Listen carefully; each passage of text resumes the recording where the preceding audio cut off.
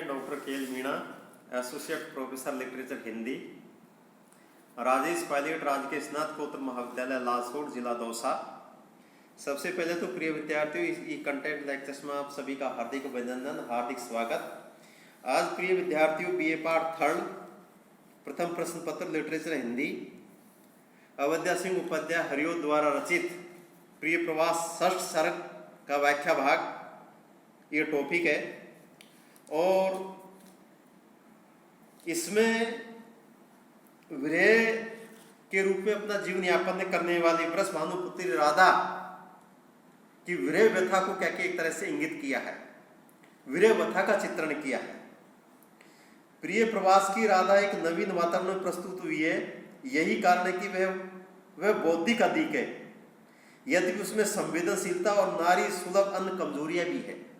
दिमाग से काम लेती है, बौद्धिक चातुर्य है, परंतु फिर भी नारी सुलभ अन्य कमजोरियां, जो नारियों में जो कमजोरी होती है वो क्या कमजोरी क्या कि उसमें समाहित है, परंतु बौद्धिकता की मात्रा उसमें सर्वाधिक होने के साथ साथ वह प्रियतम के विरह में भी प्रेमिका, मर्यादा का पालन करने वाली, समाज सेविका, कर्तव्यनिष्ठ, नीति निपुण, ज्ञान संपन्न और निष्काम भक्तिमती बनकर उद्धव को उचित संदेश देकर विदा करती है। एक नहीं कई गुण, जैसे समाज सेविका। आज यदि समाज सेवा की बात आती है, ये यूं कह लीजिए कि सेवा की बात आती है, तो चाहे बच्चा हो, युवा हो, नौजवान हो, वृद्ध हो, किसी से भी आप सेवा के बारे में कहकर देख लीजिए, एक बार तो क्या कि मन को मसोल लेगा, मन को मार लेगा कि सेवा करे कि नहीं करे, अर्थात इस सेवा से, इस कार्य करने से क्या फायदा मिलेगा। आज इस भागदौड़ की जिंदगी में कर्म कोई नहीं करना चाहता, उसके फल की प्राप्ति करना चाहता है, जबकि भगवान कृष्ण ने गीता में यह संदेश दिया है कि हे मनुष्य, तू कर्म कर, कर्म करेगा तो फल उसका अवश्य मिलेगा। शुभ कर्म का फल शुभ फल और अशुभ कर्म का फल एक अशुभता के रूप में दिखाई देगा।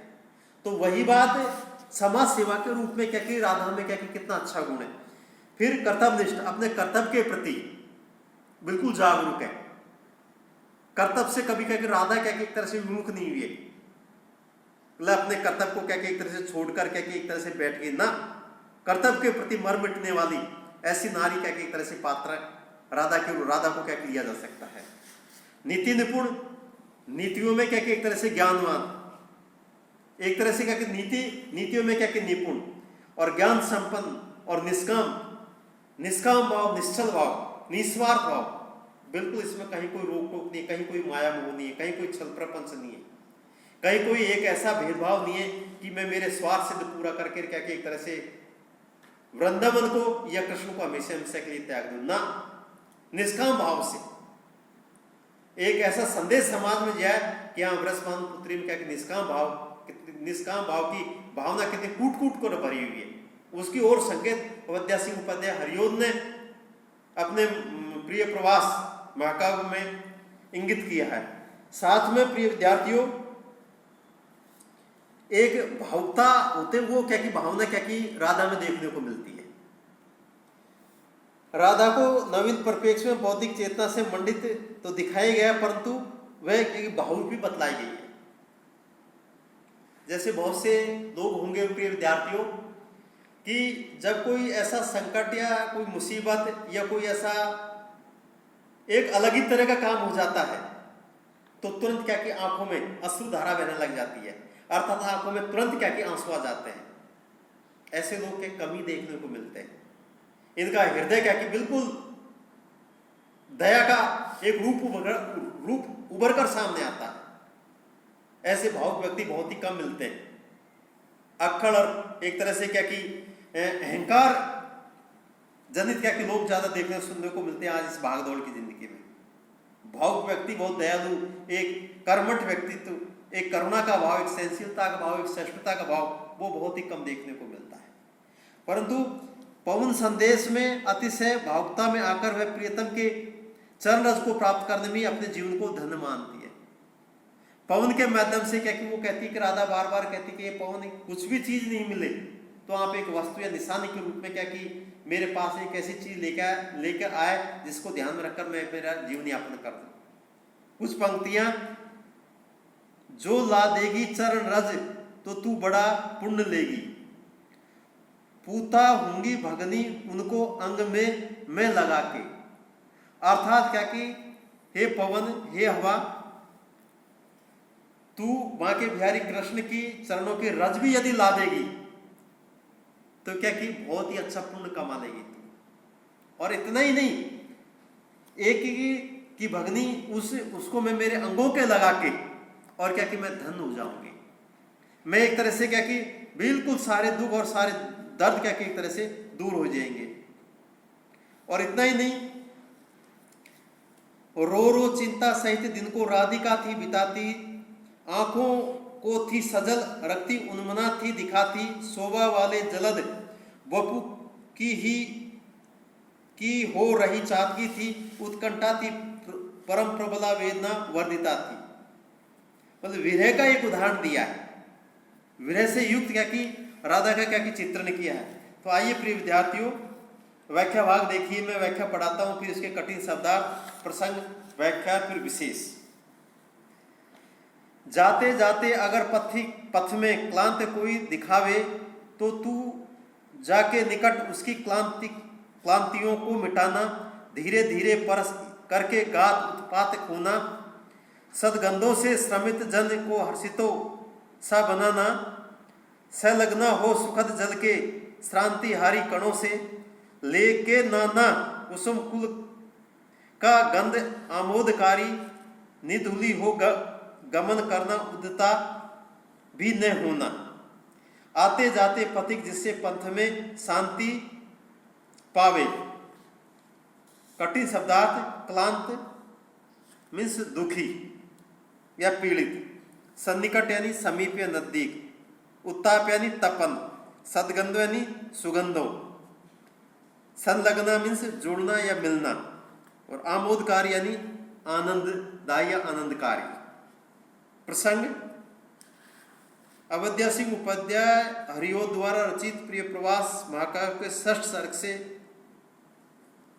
उद्धृत इस अवतरण में विरह विदुरा राधा पवन को अपनी संदेश वाहिका बनाकर भेजते समय मार्ग में करणीय कार्यों का निर्देश देती हुई चिंतित की गई है।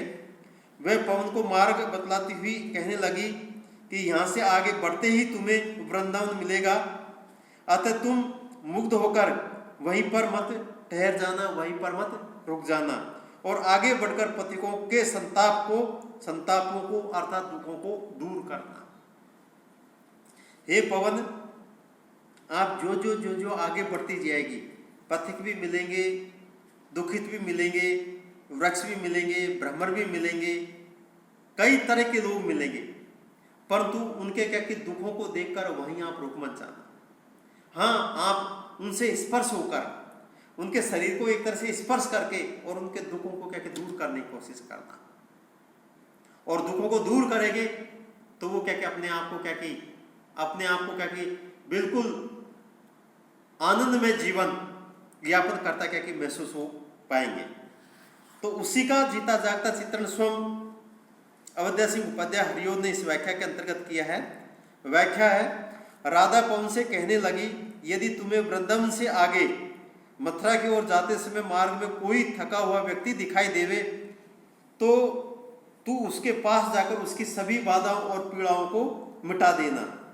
इस कार्य के लिए तू उसके शरीर का धीरे धीरे स्पर्श करके समस्त संताप अर्थात दुखों को मिटा देना, और अपनी शीतल मादक सुगंधों से उस थके हुए व्यक्ति को एकदम प्रसन्नचित्त बना देना।